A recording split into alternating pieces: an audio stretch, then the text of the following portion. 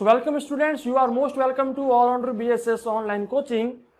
तो जवाहर नवोदय विद्यालय के लिए जो 9th वाले बच्चों का एंट्रेंस एग्जाम होता है उसके लिए हमने पिछली वीडियोस में क्या स्टार्ट किया था, साइंस का एक चैप्टर स्टार्ट किया था, फोर्स एंड प्रेशर वाला चैप्टर जो है आपका फोर्स एंड प्रेशर। अब ये जो फोर्स एंड प्रेशर वाला आपका चैप्टर था इसमें बहुत सी जानकारी आपको मिल चुकी होगी कि जो फोर्स है यानी कि जिसको हम बल कहते हैं, इस फोर्स की यूनिट्स क्या है, जो इकाइयां होती हैं वो क्या है। तो मैंने आपको क्या बताया था कि इसकी एक सीजीएस यूनिट होती है, उसको हम सेंटीमीटर, ग्राम और सेकंड कहते हैं। एसआई यूनिट होती है जो इंटरनेशनल होती है, वो होती है न्यूटन, मैंने आपको बताया। सीजीएस जो होती है उसको कहा जाता है डाइन, ये भी मैंने आपको बताया।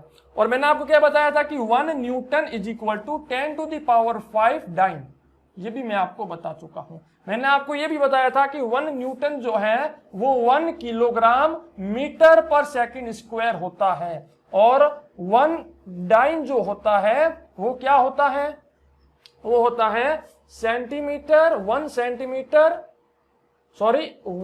ग्राम सेंटीमीटर पर सेकंड स्क्वायर होता है, उसको कहा जाता है डाइन। तो इतनी सारी जानकारियां मैं आपको बता चुका हूं, कुछ एक जानकारी थी मैंने आपको बता दी। और पिछली वीडियोस में हम बात कर रहे थे फोर्सेस के बारे में कि फोर्सेस कितने प्रकार के होते हैं, क्या होता है। मैंने क्या बताया था आपको कि फोर्स 2 प्रकार के होते हैं। तो जो फोर्स होते हैं वो 2 प्रकार के होते हैं। सबसे पहला कॉन्टैक्ट फोर्स, क्या होता है, कॉन्टैक्ट फोर्स, एंड दूसरा होता है non contact force, non contact force. Contact force को कहा जाता है संपर्क बल और नॉन कॉन्टैक्ट फोर्स को कहा जाता है असंपर्क बल, असंपर्क बल। अब यहां पर मैंने आपको बताया था कि जो कॉन्टैक्ट फोर्स होते हैं वो कितने प्रकार के होते हैं। कॉन्टैक्ट फोर्स मैंने आपको 2 प्रकार के बताए थे। अब वो 2 प्रकार के कौन से थे, एक तो मस्कुलर फोर्स और एक था frictional force. Muscular force and frictional force. Muscular force को हम कहते हैं मांसपेशीय बल और फ्रिक्शनल फोर्स को कहते हैं हम घर्षण बल। तो ये मैं जानकारी आपको बता चुका था। आज हम, और मैंने शायद आपको यह भी बता दिया कि भाई मस्कुलर फोर्स क्या होता है, जिन्हें हम मसल्स का इस्तेमाल करके जिस फोर्स को हम लगाते हैं या फिर जिस फोर्स का हम इस्तेमाल करते हैं मसल्स के साथ, उसे मस्कुलर फोर्स कहा जाता है। और फ्रिक्शनल फोर्स क्या होता है कि जब 2 बॉडीज के बीच में एक फ्रिक्शन उत्पन्न होता है उस फोर्स को फ्रिक्शनल फोर्स कहा जाता है। तो ये मैं आपको बता चुका हूं।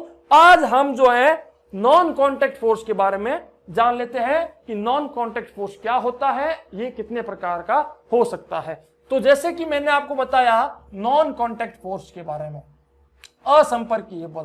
तो कॉन्टैक्ट फोर्स में क्या था कि एक ऐसा फोर्स जिसको इस्तेमाल करने के लिए, जिसको यूज करने के लिए हमें उस चीज को छूना पड़ेगा। क्योंकि फोर्स क्या होता है, जब हम कभी भी किसी भी वस्तु की पोजीशन को चेंज करना चाहते हैं, मान लीजिए कोई एक बॉक्स है, इस बॉक्स को मैं पोजीशन नंबर ए से पोजीशन नंबर बी पर लेकर जाना चाहता हूं, तो मुझे इसके ऊपर फोर्स का इस्तेमाल करना पड़ेगा, तो ही मैं इसे ए से लेकर बी तक लेकर जा सकता हूं।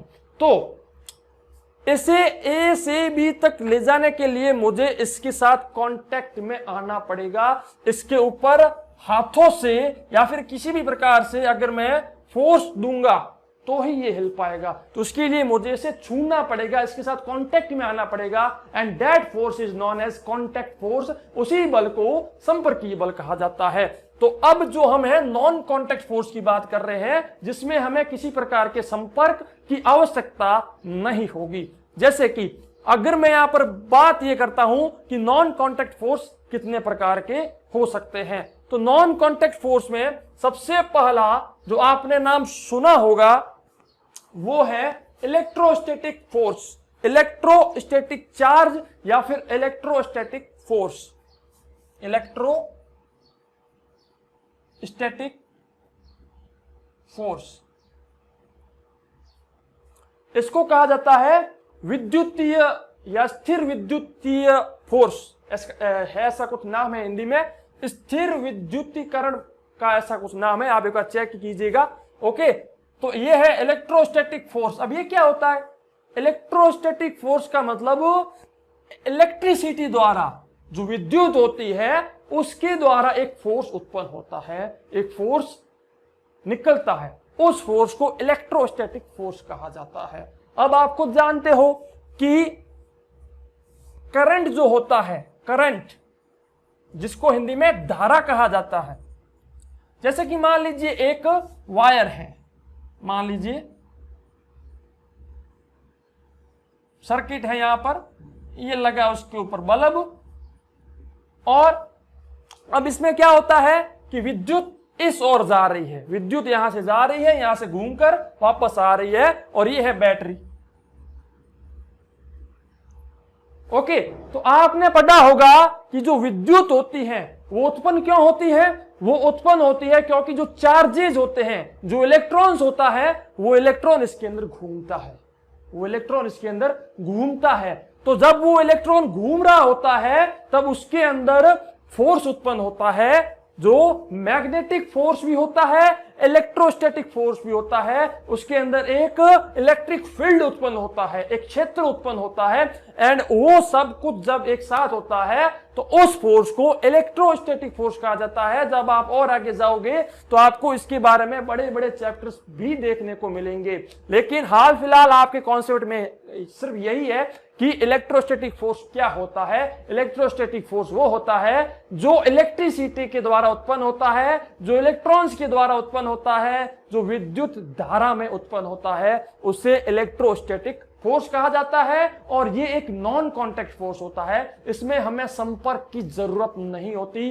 आपने कई बार देखा होगा कि जो ऐसी रेलवे की वायर्स होती है ऊपर की साइड, वो किसी भी व्यक्ति को खींच लेती है, अपने पास खींच लेती है, तो उसको कोई कांटेक्ट की जरूरत नहीं थी, ना तो वो व्यक्ति उन वायर्स के पास जा सका था और ना कुछ हो सका था, लेकिन फिर भी उसने खींच लिया।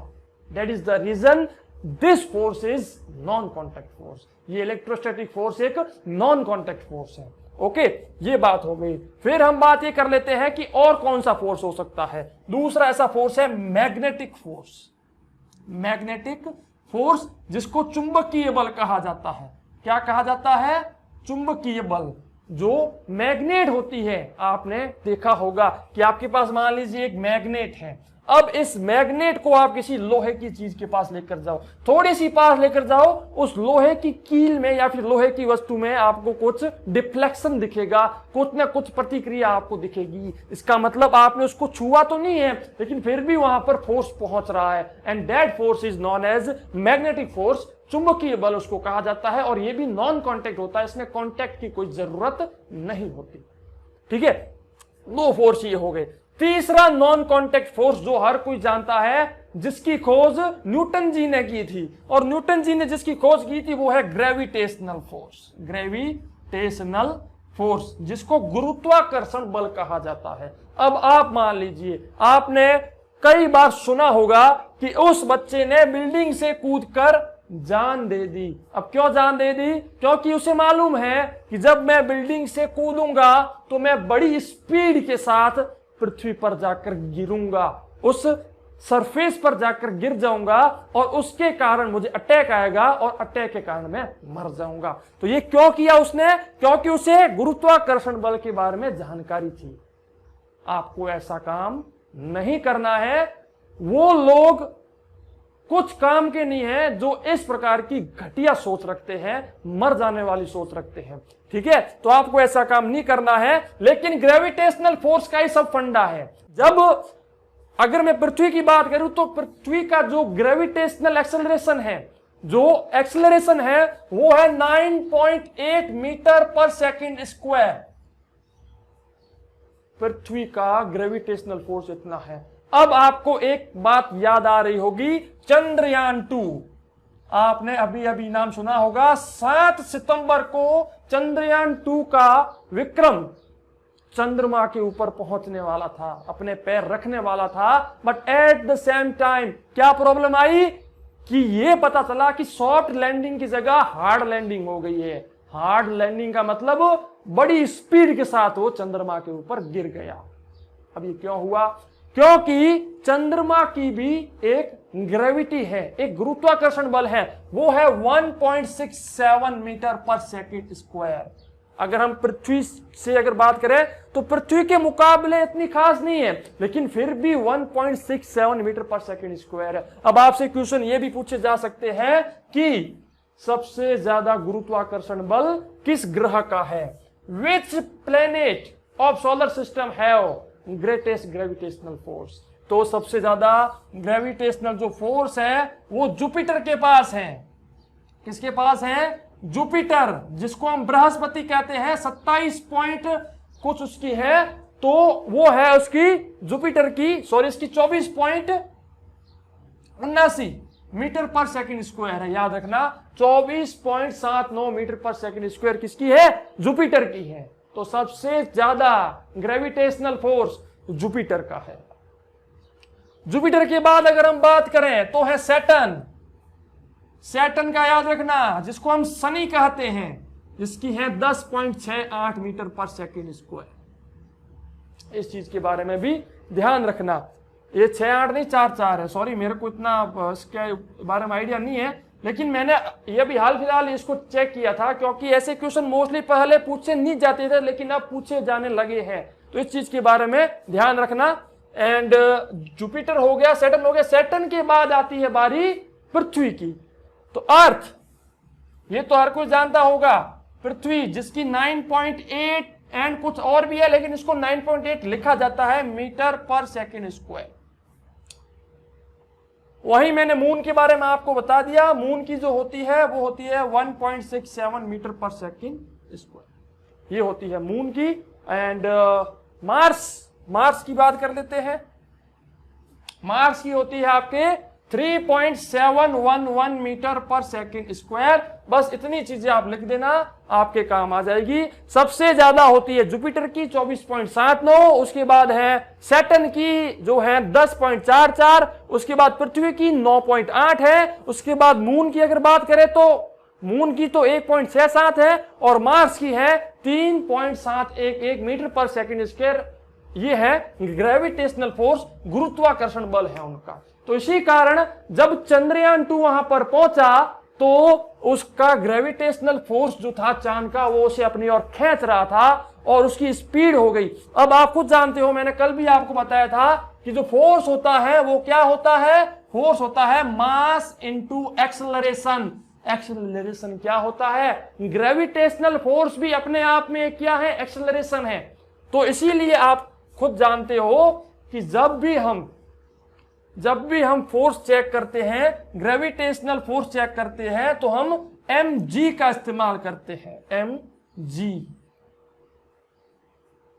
ये एनर्जी होती है एक, आपने नाम सुना होगा kinetic energy and potential energy. And potential जो एनर्जी होती है वो, तो पोटेंशियल वाली जो एनर्जी होती है ये ग्रेविटेशनल फोर्स वाली ही होती है। इसका फॉर्मूला मास इनटू ग्रेविटेशन होता है, mg होता है। और जो ये वाली होती है इसका होता है 1/2 mv², ये आप जानते होंगे। तो पोटेंशियल जो एनर्जी थी वो चेक होती है मास इनटू ग्रेविटी। अब आपको जानते हो कि कहा गया था चंद्रयान 2 का जो विक्रम था, इसका वेट जो था, उसका भार जो था वो 27 किलोग्राम का था।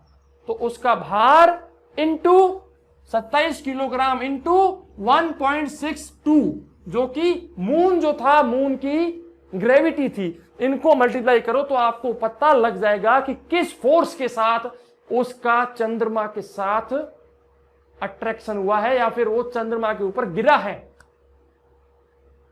इसी से पता लग सकता है कि उसको कितना नुकसान पहुंचा है, क्योंकि जितना ज्यादा फोर्स उतना ज्यादा नुकसान। ओके, तो इसी प्रकार से चेक किया जाता है कि फोर्स जो है वो मास इंटू एक्सेलरेशन होता है। ओके, तो ये आपको मैंने कुछ ऐसे बता दिया। वैसे आपको शायद ये कोई नहीं पूछने वाला, लेकिन इन फ्यूचर आपके ये बहुत चीजें काम आएगी। तो आगे बढ़ते हैं।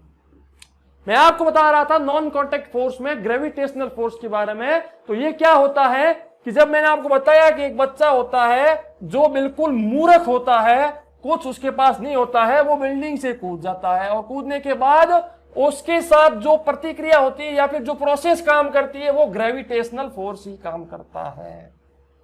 ग्रेविटेशनल फोर्स के कारण ही वो बड़ी स्पीड के साथ पृथ्वी पर आकर गिरता है और उसे अटैक आ जाता है। तो यही एक कारण होता है ग्रेविटेशनल फोर्स। इसमें किसी प्रकार के अट्रैक्शन या फिर किसी प्रकार के कांटेक्ट की जरूरत नहीं होती। ये अपने आप जो पृथ्वी है ये अपने आप हर चीज को खींचती है। मैं अगर इस मार्कर को यहां से छोड़ दूं तो ऑटोमेटिक ये नीचे गिर जाता है, क्योंकि ये पृथ्वी इसे खींच रही है। पृथ्वी मेरे को खींच रही है, पृथ्वी इस संसार की हर चीज को अपनी ओर खींच रही है with the speed of 9.8 meter per second square.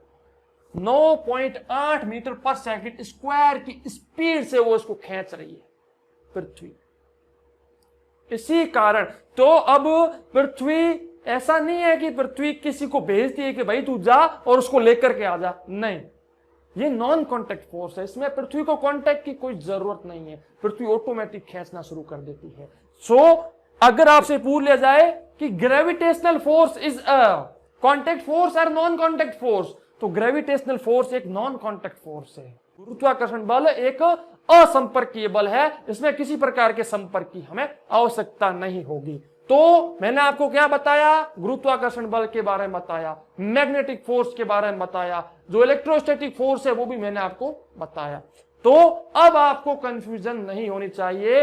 अगर आपसे पूछ लिया जाए कि किसी वस्तु, या आपसे ऐसे क्वेश्चन अब मोस्टली पूछे जाते हैं कि एक मोटरसाइकिल वाला है, एक मोटरसाइकिल वाला व्यक्ति है, ऐसे मान लीजिए मोटरसाइकिल पर बैठा है और वो एक रोड पर जा रहा है विद द स्पीड ऑफ, उसकी जो स्पीड है, वेलोसिटी है, वो है मान लीजिए 20 किलोमीटर पर आवर या फिर 120 किलोमीटर पर आवर। वो बहुत रफ्तार से जा रहा है, हाफ माइल हो रखा है पूरा, ठीक है, और वो भाग रहा है इस ओर। सामने से एक आ रही है कार, उस कार की भी स्पीड है, क्या स्पीड है बताइए कार की स्पीड?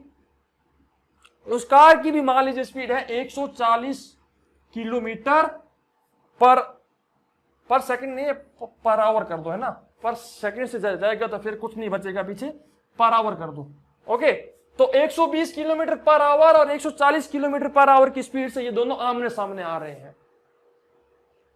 ओके, इस मोटरसाइकिल और इस व्यक्ति की ओवरऑल जो इनका वेट है, जो मास है, वो है मान लीजिए 140 किलोग्राम और इसका पूरा वेट है मान लीजिए 600 किलोग्राम, मान लीजिए।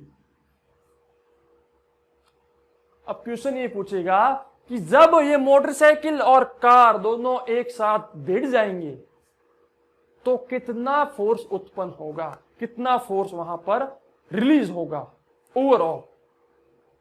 तो क्या करना पड़ेगा, इसका मास और इसका मास, इसका जो स्पीड और इसकी स्पीड, आपको क्या करना पड़ेगा, सबसे पहले इसका एक्सेलरेशन ज्ञात करना पड़ेगा, इसका भी एक्सेलरेशन ज्ञात करना पड़ेगा। एक्सेलरेशन ज्ञात होने के बाद उसको इस मास के साथ मल्टीप्लाई करने पर इसका फोर्स हमें मालूम हो जाएगा कि ये किस फोर्स के साथ आ रहा है, फिर ये किस फोर्स के साथ जा रहा है, फिर आप दोनों को जोड़ दो तो ओवरऑल कितना फोर्स हो रहा है। लेकिन फोर्स को सीधा सीधा नहीं जोड़ा जा सकता, इसके लिए एक फॉर्मूला होता है कि फोर्स को आप कैसे जोड़ सकते हो। फोर्स के लिए फॉर्मूला होता है mass into acceleration plus mass into acceleration, ऐसा एक फॉर्मूला है, वो आपके अभी काम नहीं आएगा, मैं आपको बताऊंगा। लेकिन आपसे सीधा यह पूछा जा सकता है कि फोर्स ज्ञात कीजिए कि भाई फोर्स कितना है, एंड वो भी न्यूटन में ज्ञात कीजिए, वो भी सीजीएस में ज्ञात कीजिए। तो ऐसे ऐसे कंफ्यूजिंग सवाल आजकल पूछे जाने लगे हैं, तो इन चीजों के बारे में ध्यान रखना, गलती कभी मत कर देना। मैंने आपको एक चीज बता दी है कि 1 न्यूटन इज इक्वल टू कितने dyne, 1 dyne is equal to कितने न्यूटन। सारी जानकारी मैंने लास्ट वीडियो में भी आपको बताई थी, आज फिर से मैंने आपको वीडियो की स्टार्टिंग में भी बताई थी कि क्या होता है, क्या प्रोसेस होती है। ओके, तो इतनी जानकारी में अगर आपको कोई दिक्कत आ रही है, कोई परेशानी है, तो आप मेरे से पूछ सकते हैं। और मैंने अभी आपको एक चीज बताई थी कि सबसे ज्यादा जो ग्रेविटेशनल फोर्स है वो है जुपिटर का 24 पॉइंट को समथिंग मैंने आपको बताया। तो ये जितने भी हमारे 8 तो है प्लेनेट, सूर्य, अगर हम सूर्य की बात करें तो सूर्य का 274 है, सूर्य की ग्रेविटी सबसे ज्यादा है, 274 मीटर पर सेकंड स्क्वायर है। तो ये सब चीजें आप इंटरनेट पर चेक कीजिएगा और मेरे को कुछ सवालों के जवाब आप वीडियो के नीचे लिख कर दीजिएगा कि जो शुक्र है, वीनस जिसको कहा जाता है, उस वीनस की ग्रेविटी कितनी है, वीडियो के नीचे लिखकर बताइएगा। बुध जो है जिसे हम मर्क्यूरी कहते हैं, उसकी ग्रेविटी कितनी है, वीडियो के नीचे लिखकर बताइएगा। तो ये 2 आंसर आप मेरे को वीडियो के नीचे दे दीजिएगा। और जितने भी हैं, सूर्य, चंद्रमा, पृथ्वी, शुक्र, बुध, सब की ग्रेविटी एक कॉपी में लिख कर रख दीजिएगा, बहुत काम आएगी, मैं आपको बता दे रहा हूं। मिलते हैं आपसे हमारी नेक्स्ट वीडियो में, तब तक के लिए जय हिंद, वंदे मातरम, जय भारत, धन्यवाद।